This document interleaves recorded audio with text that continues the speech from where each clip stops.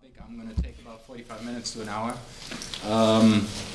These are the definitions, that's why I have them up there. If you're wondering what eugenics and euthanasia is, keep in mind that the Nazis sort of took this over and took the lid off.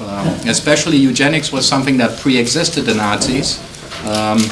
One of the saddest part of this is probably sitting in a place here where eugenics was probably practiced. Not exactly in this building since it's new, but where the library was the old hospital. So you definitely had forced sterilization going on and some other things. Euthanasia, here's important to make a distinction.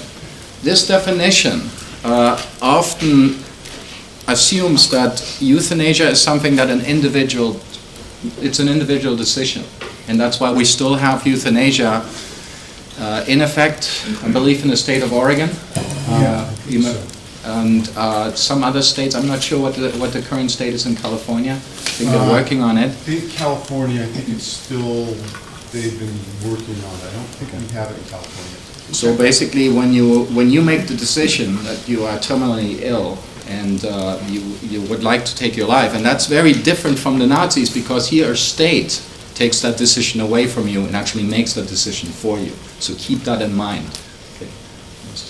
Yeah, just to add about the California part, I mean, they do still have it. It's like assisted suicide. For about 48 hours, you still render care, you can still give medication, and you can still come to hospice. But it's entirely your decision. You get like a pill.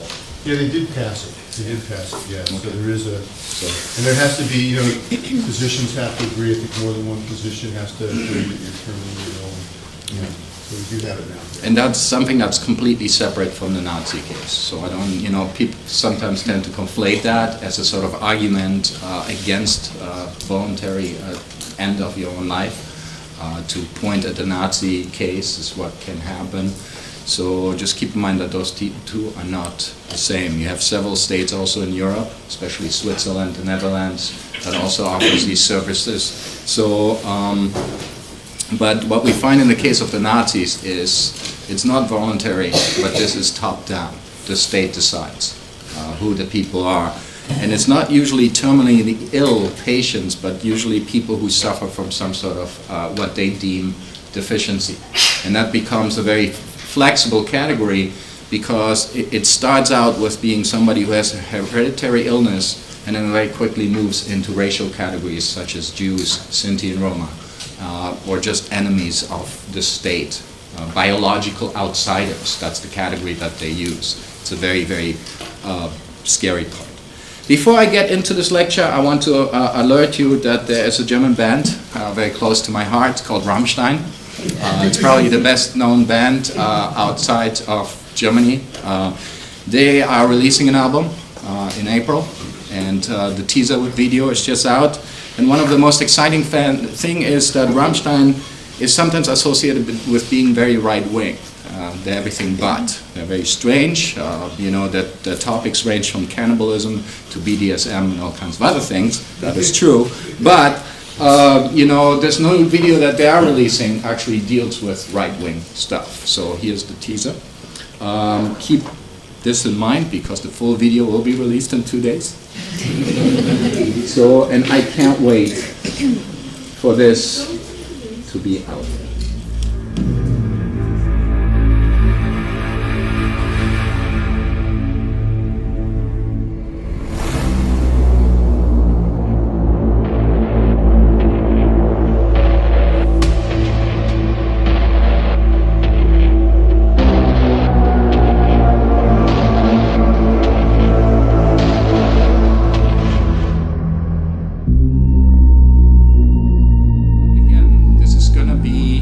According to the fan community, a video entirely against nationalism, against a lot of the stuff that we see around the world, so stay put. Because it's very interesting, because often Rammstein is misunderstood, and they have been, especially in the 90s and the 2000s, associated with some right-wingers out there, which they have nothing to do. Of course, the other great thing is who has 2 thumbs and 2 tickets for the Munich Stadium show. So it's going to be my first Rammstein show, and I'm very excited about this. So I'm going to meet all these crazy people that are associated with this band. So, yes. All right. So yes, it is related, but not really. So we are talking about eugenics and euthanasia, which is, of course, a very serious topic. One of the reasons why we have to talk about this is especially a euthanasia project that happened in Germany after about 1939 is one that serves as a sort of experimental springboard, if you like, for the Holocaust. Many of the doctors who were associated with the euthanasia process would also be involved in designing the death camps after 1942. There's a big connection here.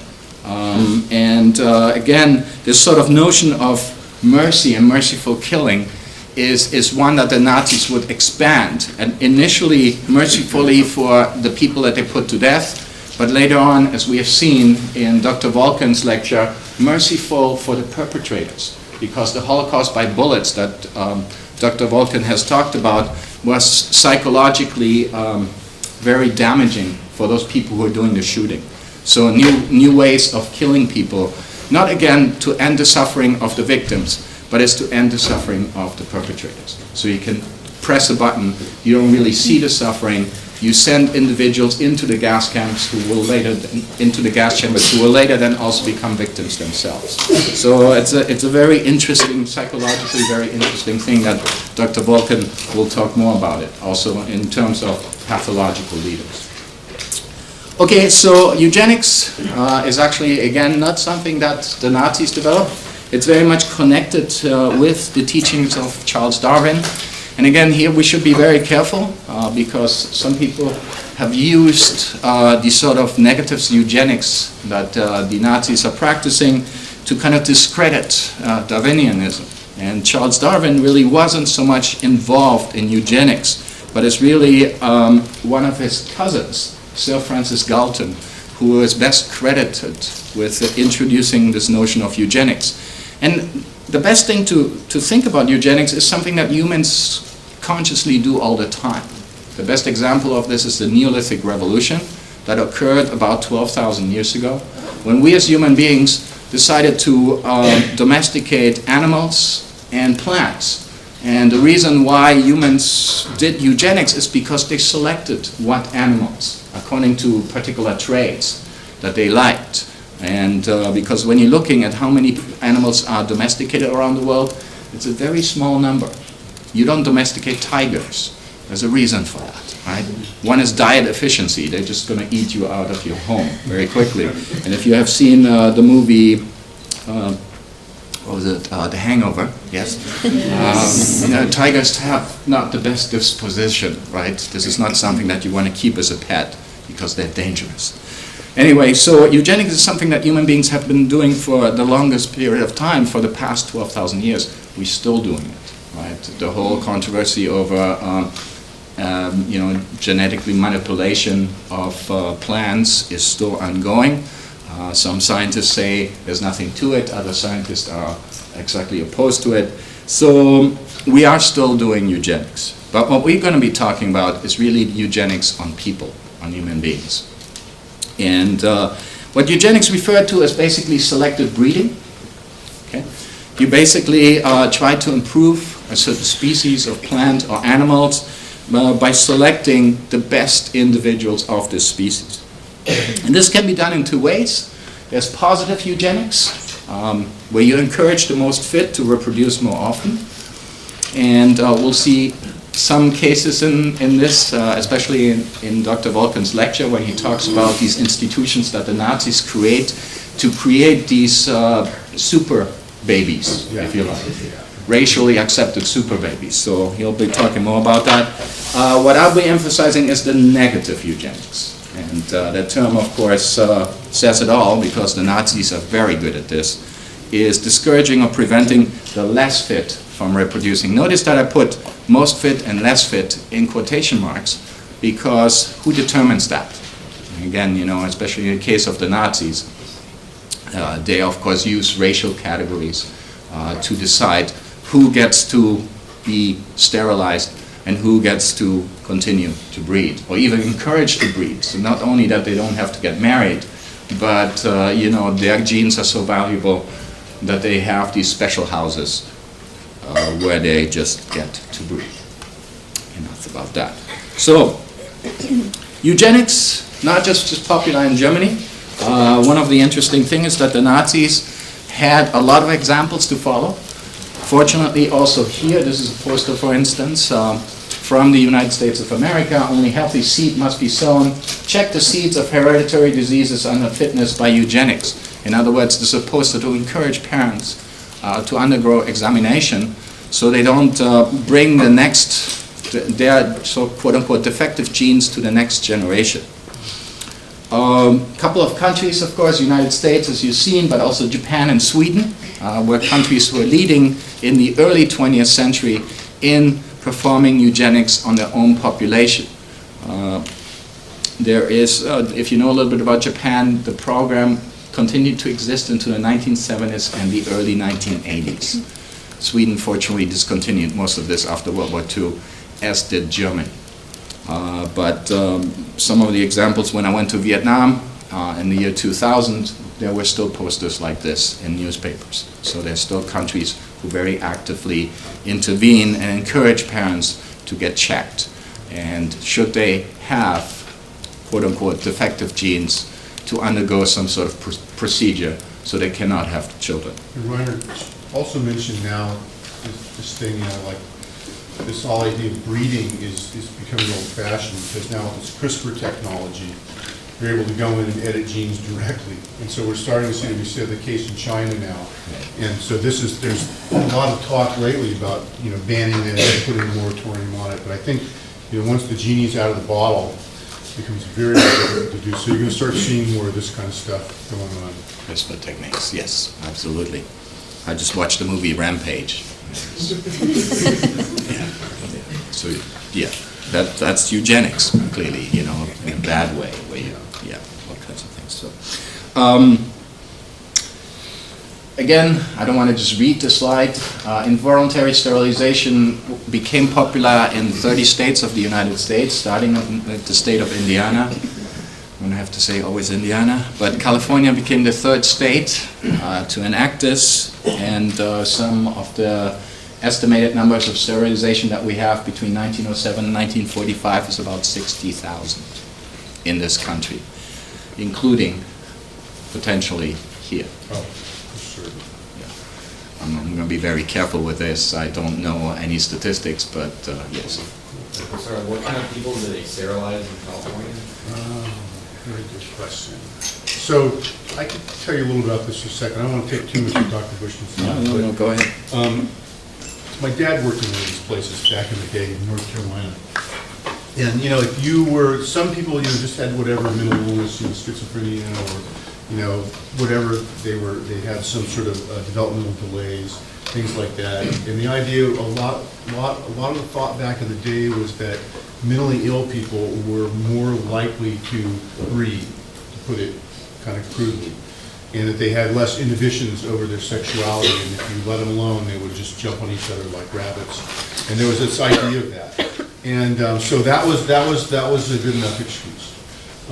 The other thing is you get people, maybe somebody is just doesn't want to work and just kind of goes around and like a hobo or something, just lives off the land, or just is begging for food or doesn't have a job, and then after a while they become sort of seen as a habitual person. And then back in the day, that was ascribed to genetics. And so these people could be brought into a mental hospital and forcibly sterilized. And this happened, there's a number of cases, a very interesting book about one of these cases of a woman this happened to, and her daughter. And this was just, she wasn't especially, didn't have any overt mental illness, she didn't have any overt issues other than that she just appeared to the authorities to be somewhat shiftless, and that was a good enough excuse to bring her in and have her forcibly sterilized. And so again, there was a very slippery slope about what constituted the conditions for these kind of things to happen. The other thing that happened too was lobotomies. And this is not as talked about as much, but lobotomies are also thought to be a way to prevent, sort of so-called mentally defective people from breathing. And so, of course, lobotomies were practiced. And if you want to learn about that, take my other class, and I'll talk a lot about lobotomies and the history of the United States, which is really quite sad. But that was another way that you could sort of do kind of a form of negative eugenics. Psych 473, Bizarre Behavior and Culture Bound Syndrome. And I'll talk about the last class, the last lecture. You guys are all welcome to come if you want. The last lecture I'll give will be on the history of the treatment of the mentally ill in the United States. And that's one of the things that went on as well. So you could have them bring them in, you could sterilize them, give them a lobotomy, and that was the idea. You didn't have to worry about it.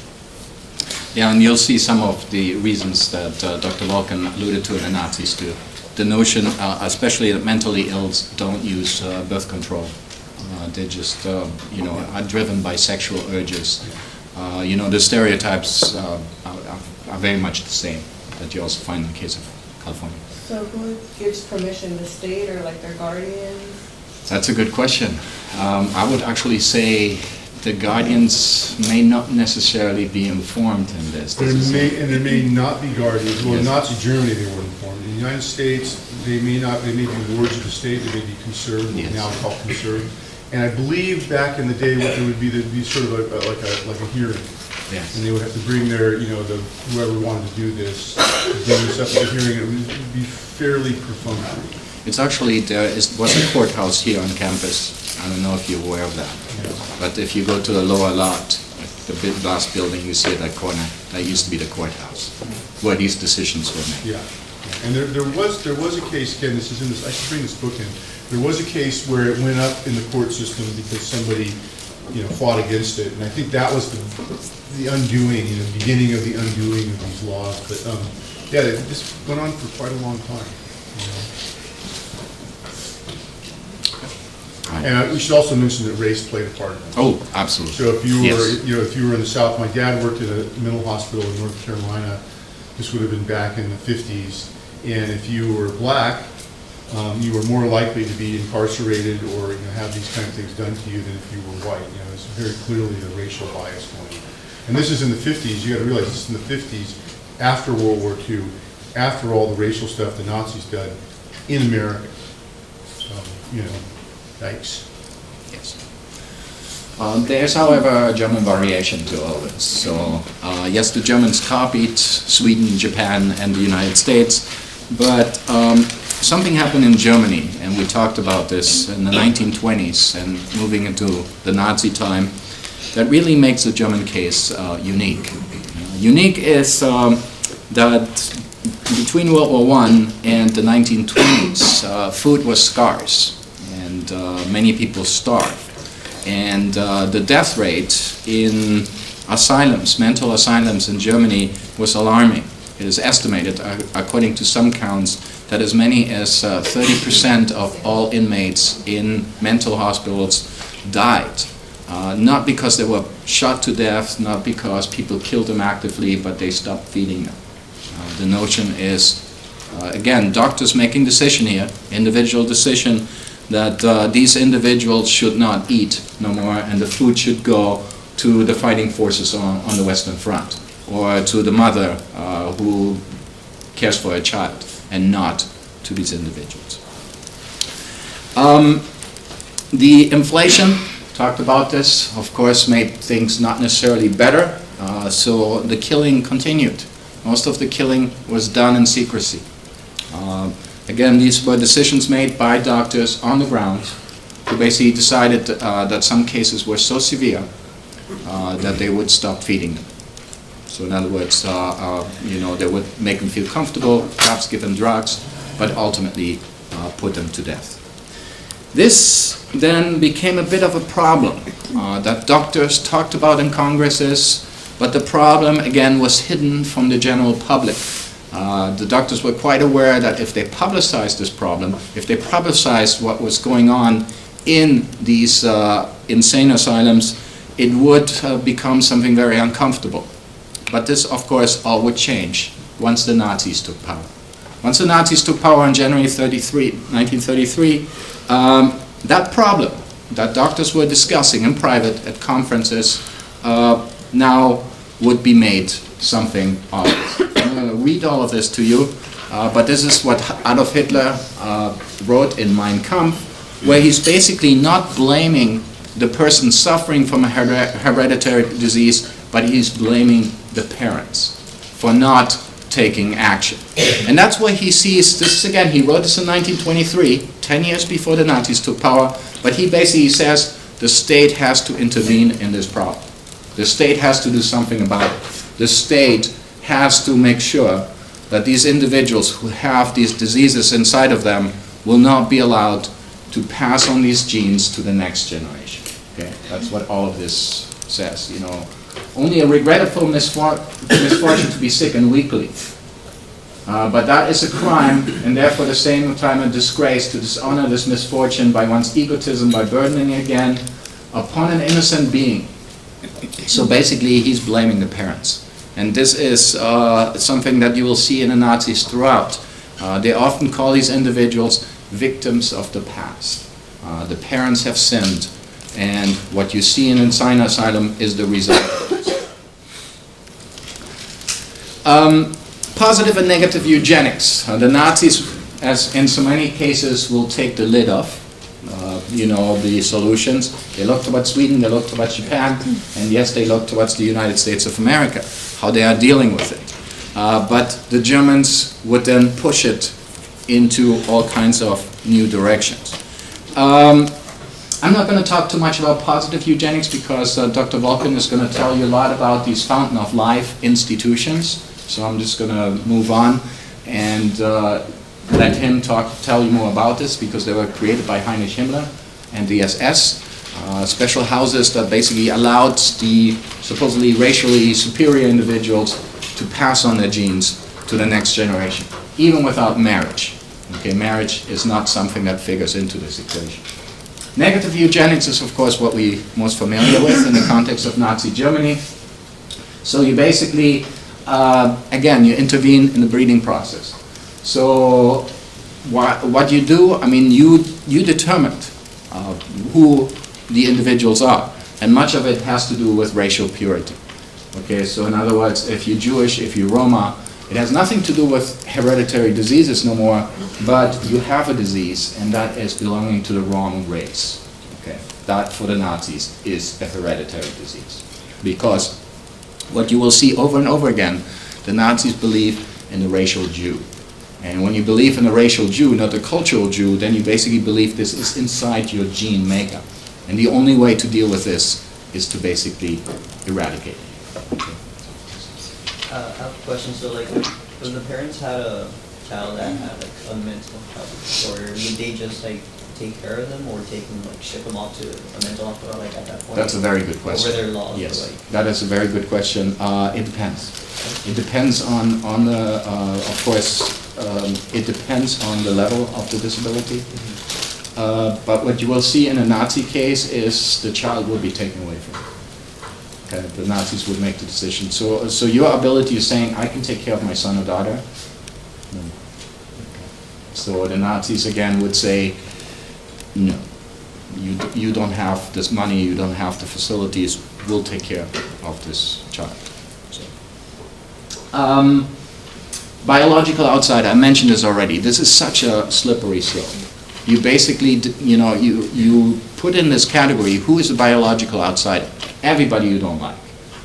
So it's based on some sort of, Dr. Volkan will tell you more about this, racial mumbo-jumbo, because race is not a real thing, but the Nazis kind of invent this and postulate what it is, and then retroactively try to put people into these categorizations.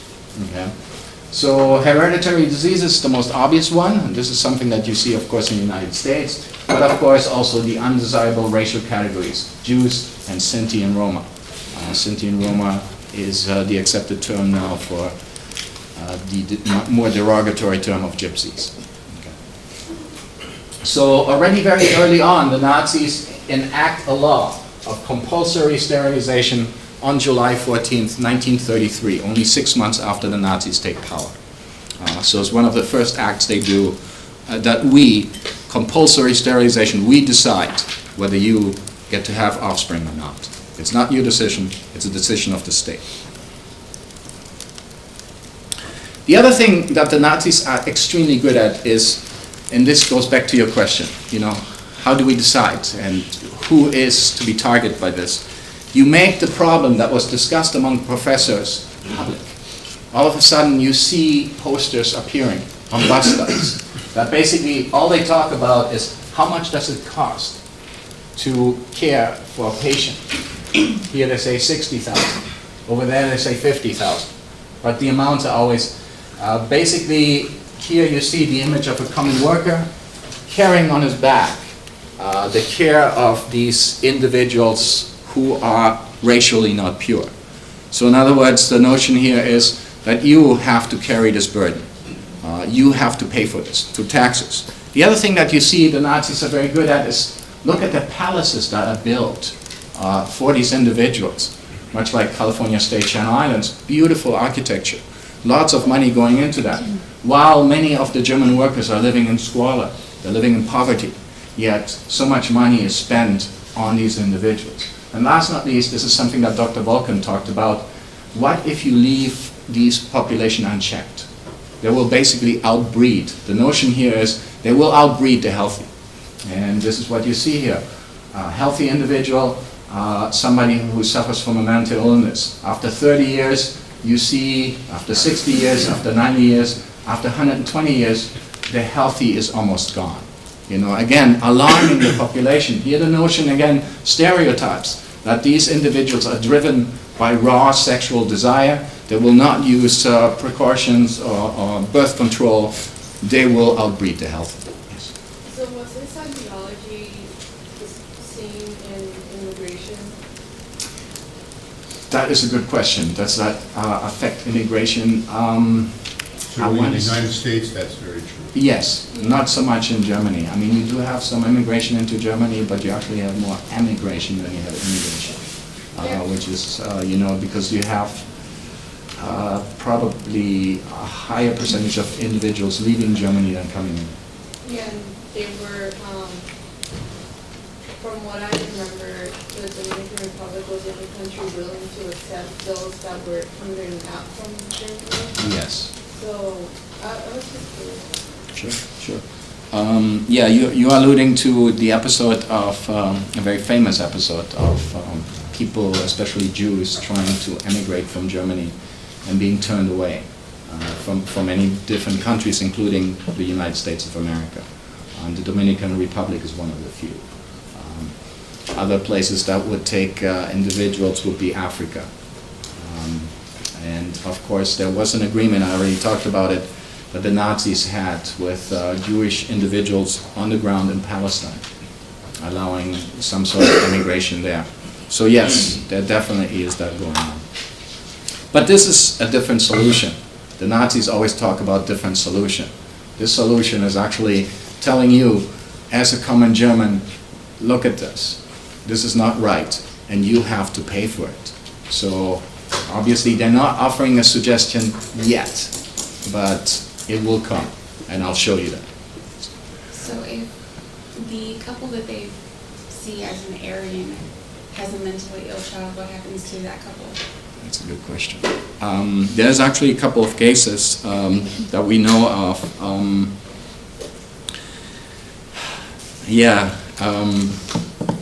Are exceptions made in this case? Probably not, because the mental illness weighs higher than the racial purity. So would they be sterilized?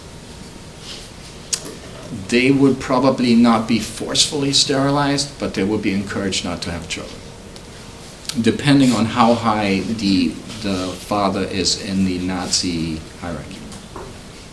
The encouragement here would also be, Dr. Vulcan has talked about this, adoption, especially after 1941, as Nazi Germany turns east and you find individuals who are blonde and blue-eyed. Their parents have been evacuated, in other words, killed. Then this child is taken out and given to these parents and say, you obviously have genetic defects, so please don't have your own children, but here it's a child that you can call your own. You educate them as your own. he or she is evil. So, propaganda films, and that's of course the next step. The Nazis, again coming back to Dr. Volkan's lecture, are extremely good at propaganda. Extremely good, and first you have the posters telling you there's a problem. These people cost too much, these people might outbreed the healthy, so something needs to be done.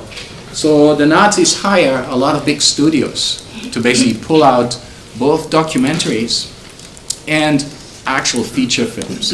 And I'm going to show you a little bit of this. The first documentary is this one called Victims of the Past. And the Nazis hire a major studio to use also the technique of lighting to make the people seem uglier and degenerate more than they already are. So you're basically using camera effects to make them even worse.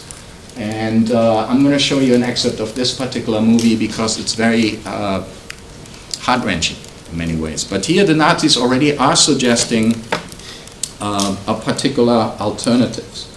So I had to change the YouTube video. I apologize because the old one was pulled. So let me...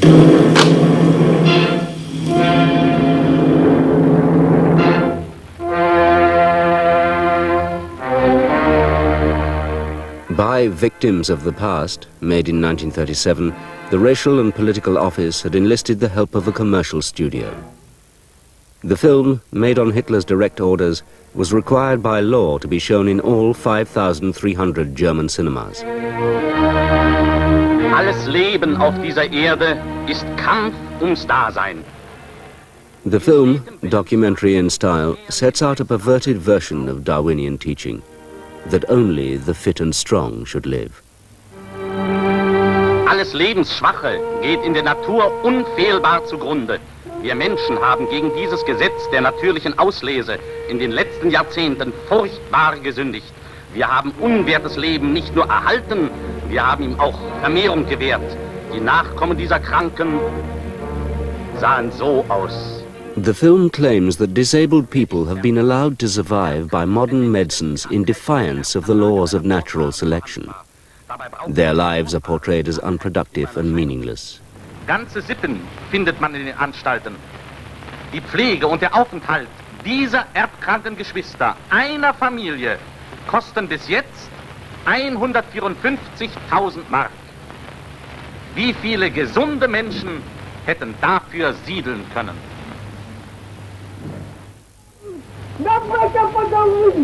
Victims of the Past depicts the so-called hereditarily ill as a genetic threat to the nation and concludes by calling for their compulsory sterilization. Die Unfruchtbarmachung ist ein leichter chirurgischer Eingriff. In den letzten 70 Jahren hat sich unser Volk um 50% vermehrt, während die Zahl der Erbkranken im gleichen Zeitraum um 450% gestiegen ist.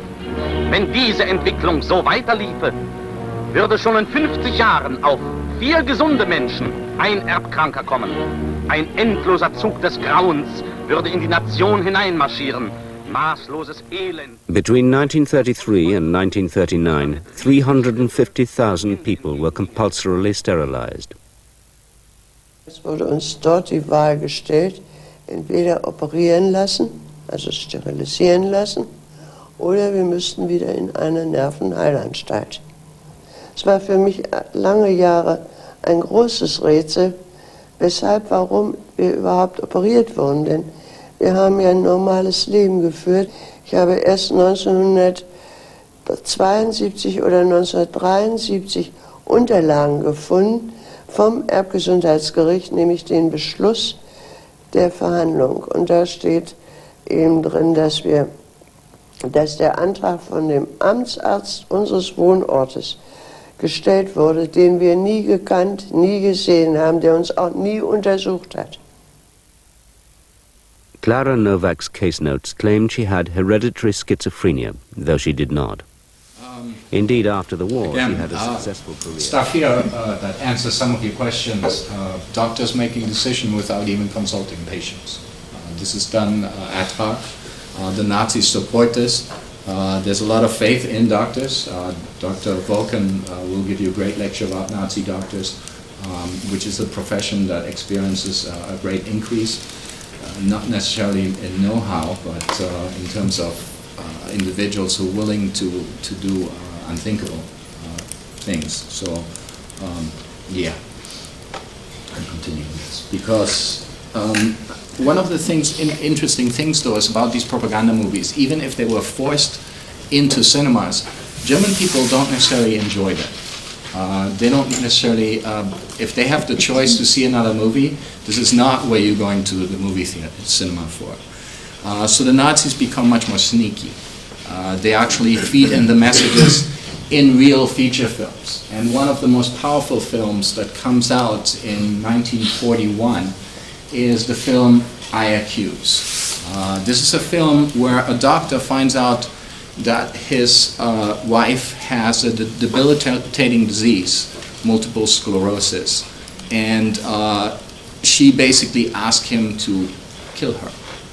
And he has a lot of conflicts in doing this, but the movie ultimately, he does perform the deed. And what you will see is that the doctor then is brought to trial. He's accused for killing his own wife, but he turns the trial around on his own accusers by saying, this is what we do with animals. Why can't we do this with human beings? So the Nazis are very, very, very skillful. Use feature films to bring these messages across. That mercy killing is a good thing. It should be pursued. And it also shows the transition from sterilization to euthanasia, which is done around the same time following 1939. So let me just show you a little bit from this movie. Also, what is... It's not what I wanted. Oh, geez. It is this one.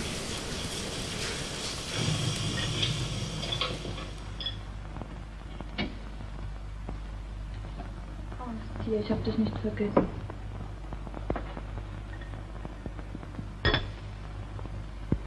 So, dann bist du von deinen Schmerzen erlöst. Das ist lieb von dir, dass du immer selber kommst. Ich benutze es als Vorwand, Hanna. Und wenn du die Flasche hier lässt, kommst du dann auch noch? Du sollst mich nicht in Versuchung führen. Lass doch die Flasche ruhig hier. Siehst du, das kommt von der Reinrederei. Jetzt sind zu viel Tropfen im Glas. Auf einen mehr oder weniger wird es doch nicht drauf ankommen. Das verstehst du nicht.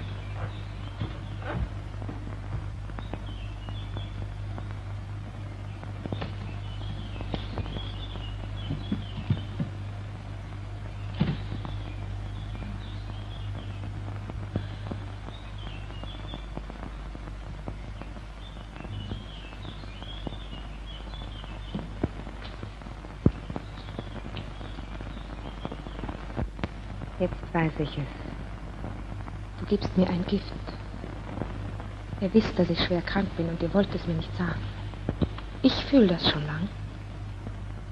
Du hast wohl Angst, die Flasche da zu lassen. Könnt das auf einmal austrinken.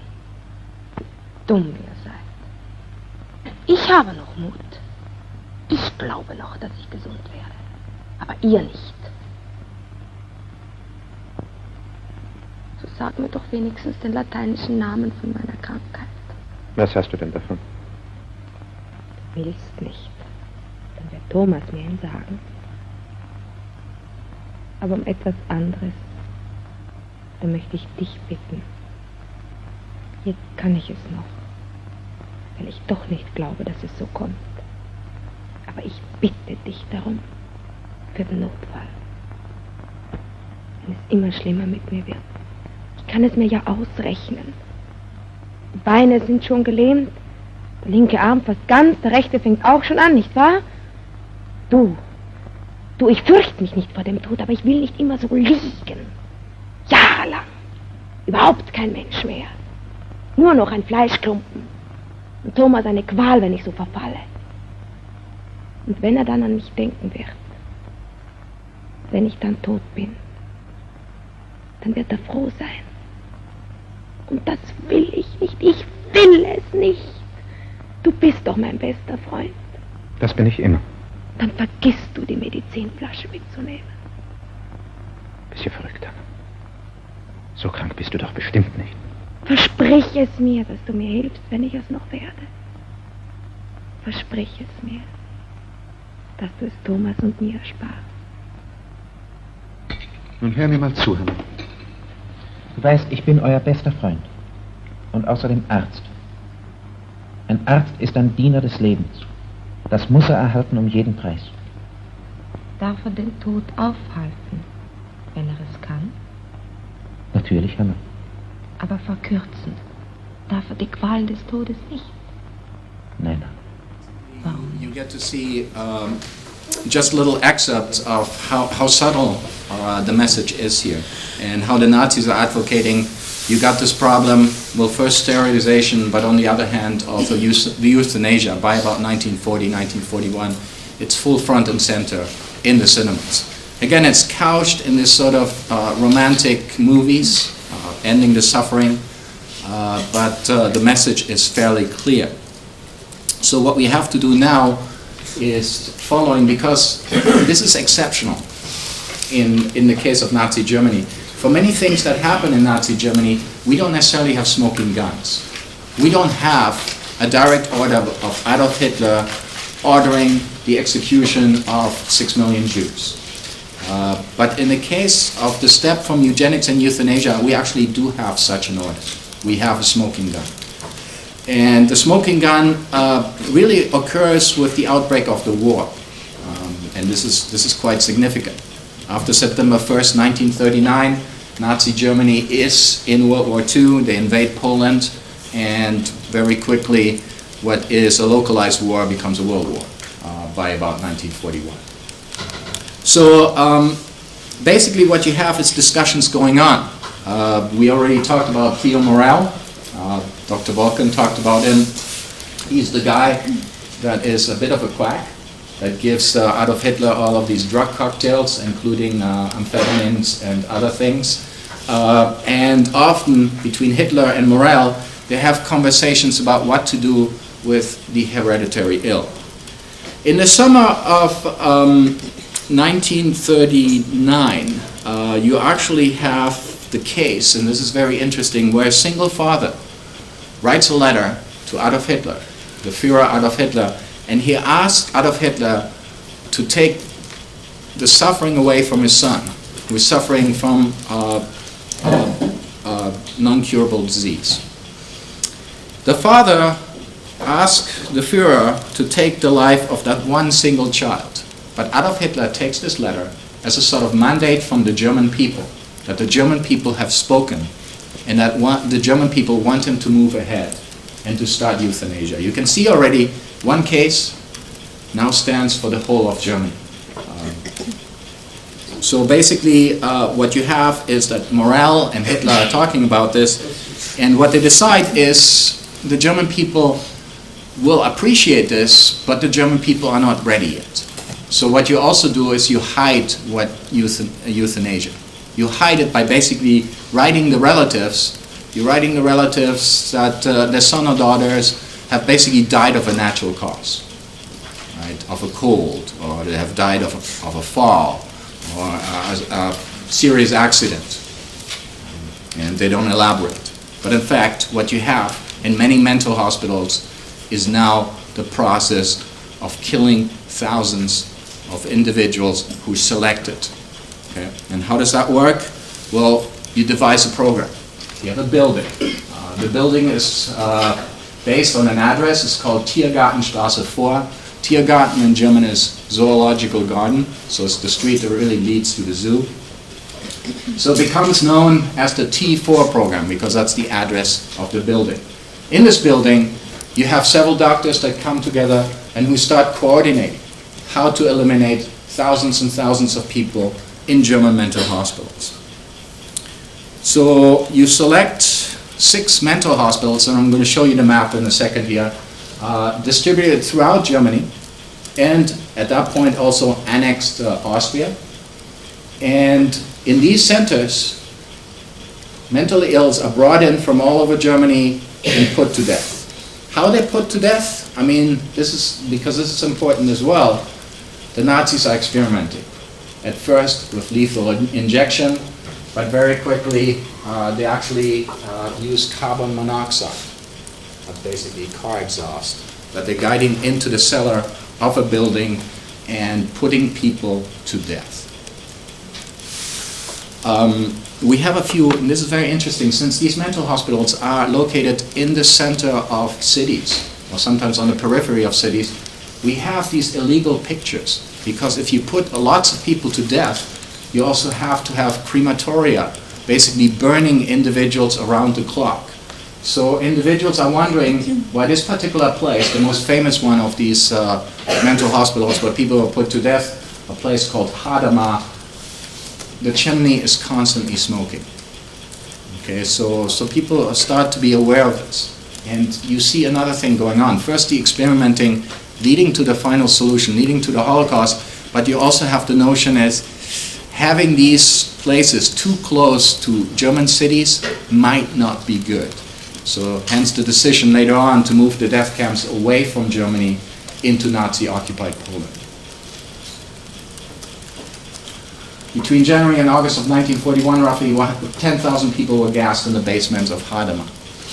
How would this work? And again, Dr. Volkin, would you like to comment on this card that we see here?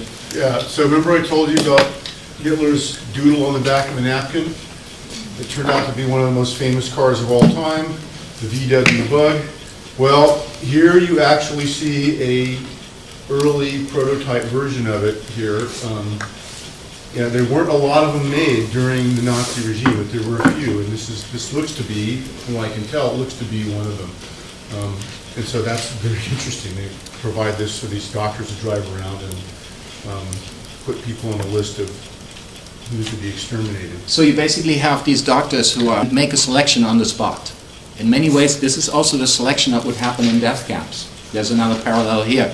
So if you would be the inhabitants, let's say, of a mental hospital, and I would be the doctor, you would just walk by me and I would make a decision right there on the spot after just seeing you for 10 seconds whether you would be allowed to stay or whether you would be put on a bus that basically has darkened windows so you can't see out and nobody can see in. And these buses would take you to these specially selected mental hospitals throughout Germany, and within a week of transport you will be dead. It is estimated that about 70,000 people were put to death between 1940 and the summer of 1941. And this is interesting, and I'll get to this. You may ask yourself, why summer of 1941? The biggest answer is that's when Operation Barbarossa starts. So that has something to do with it, but there's more to it. The institutions were Hadamar, Brandenburg, Grafenegg, Hartheim, Bernburg, and let me show you a map so you can see how strategically these institutions were located throughout Germany. Right, Hadamar is located right here. That's probably where most people were executed during this particular time period. Bernburg, Brandenburg, Sonnenstein, Grafenegg, and Hartheim is actually located in what is, of course, now annexed Austria. So the purpose is, if you locate it near Hadamar, then you will be brought there. If you locate it near Bernburg, you would be brought there. So basically, they're strategically located all throughout Germany to make euthanasia much more effective. One of the problems, though, is when you kill that many people, and we've seen the numbers, 70,000. Again, nothing compared to the numbers that would be killed in the final solution. But still, 70,000 individuals, and all of these individuals either have sons or daughters, brothers, sisters, fathers and mothers, so there is a support network in many ways. And as people are getting these letters that their loved ones who are in a mental hospital have died of natural causes, that can happen, but all of a sudden you have support groups where other people have individuals in similar institutions and they're having the same letters. People are saying, what's going on here? So it's really not a secret. The secret is out, even if the Nazis are trying to hide it. And this is a good example here of one of the few newspaper announcements of one of these individuals who was probably killed. And then the family was informed that she died of an illness. And it's actually an announcement made right in the newspaper. Notice that you also have an announcement here. That will stop very quickly. These two individuals have fallen on the Eastern Front. Okay, so you still have announcement after the winter of 1941, 1942, that will be taken out of the newspapers. These announcements will be taken out of the newspapers. So all of a sudden what happens is it was no longer a secret because people were taken out of these mental institutions and would not return. So a lot of people started asking questions, and the institution within Germany that asked most of those questions was the Roman Catholic Church. Here's another interesting individual, if you like to write your biography. His name is Bishop Galen. He's also known as the Lion of Münster, because Bishop Galen actually told many of the mental institutions that were under the control of the Roman Catholic Church not to let the assessors in, to basically turn them away at the gate. And then of course there was a lot of pressure because all of a sudden if you turn them away, the next people you see at your gate will be the Gestapo. And you don't really want to mess with that, the secret police. So, but Galen had the courage to actually stand up in church, and as he's giving his sermon to the people, to tell the people, look, what is happening here is wrong, because thou shalt not kill is a major commandment that should not be violated. And in his sermons, he's very direct. He basically tells the people, now they're killing the mentally ill. What is next? The veterans from World War I that have lost an arm and a leg, are they next on the list? It's a very slippery slope. And the Gestapo is, of course, sitting in the back, and they're very worried about this. Not only that, his sermon is picked up by the English, who are at war with the Germans, and they actually drop his sermon as leaflets all over Germany. So this is not something that the Nazis can control. It's getting out of hand. So Adolf Hitler, who is in the midst of planning and executing Operation Barbarossa, basically puts the T4 program to a halt, which is very unique. That Adolf Hitler is actually pressured to stop something. I mean, I should say to this that yes, the T4 program is officially halted, yet euthanasia is still going on. Okay, and it's still going on until 1945, but you don't have the central coordination.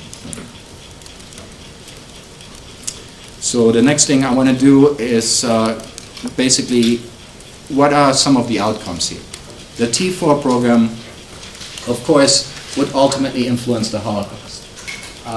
First, because targeted within the T4 program would be racial outsiders, Jews and Sinti and Roma. They would, of course, be targeted in the Holocaust. They would be centrally targeted. The T4 program experimented how to quicker put people to death. Again, not to eliminate the suffering of the individual, but to kill more people efficiently and to take the burden of the killing away from the perpetrator. It's very important to keep that in mind. So, you know, carbon monoxide is, of course, gas. What we don't have yet in the T4 program is Zyklon B, which is the particular gas that the Nazis would use, which is basically a developed insecticide that will be pumped into the death chambers, but it would be the next logical step. What you're seeing already in the Holocaust by bullets, and Dr. Vulcan, you already talked about this, right? You showed the sort of death wagons that they had where they would put people inside, guiding the exhaust into the cabin and basically killing them. The Nazis learned, okay? The Nazis learned that the sort of euthanasia camps were all located near German cities. So it's impossible to keep this a secret. So what happened in the final solution is that the death camps will be moved away from German borders and will be placed somewhere where nobody would complain. Nazi-occupied Poland. Because if you would complain, you would be next. Okay, so that's why most of the death camps are located outside of the borders of Germany, including the very famous Auschwitz-Birkenau. But of course others, Treblinka, Sobibor, Majdanek, and others. I'm done, so unless you have any other questions, we should take a, yes? He and Herman Goring also wrote the authorization letter to Reinhard Heydrich over the summer of 1941 to start with the implementation. Was there any reason why? Watch the movie Conspiracy. It will have answers for that. Because one of my favorite line there is, but the Führer has personally denied that this will happen to me. And Heydrich will basically say, and the Führer will still be denying it. So you keep the big figures out of this picture.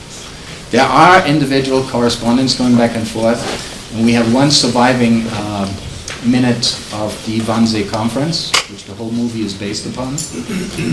But everybody involved in this whole program is basically told, do not keep notes, do not correspond about this, use euphemisms. So in other words, don't use killing, don't use extermination, use other words, evacuation. And it's a good one. So you'll see more about this next week, I promise. Any other questions? What was the treatment like for these kinds of people before the Nazis came into power? Because like, I would imagine I would assume like some parents would take care of their children, and like after that. Yes. I should be honest about this, that treatment was never good. They were always on the bottom of the totem pole, especially because doctors, in their minds, they already had made the decision that this wasn't worthwhile. So yeah. German mental hospitals, 1900 to about 1920s, not great institutions.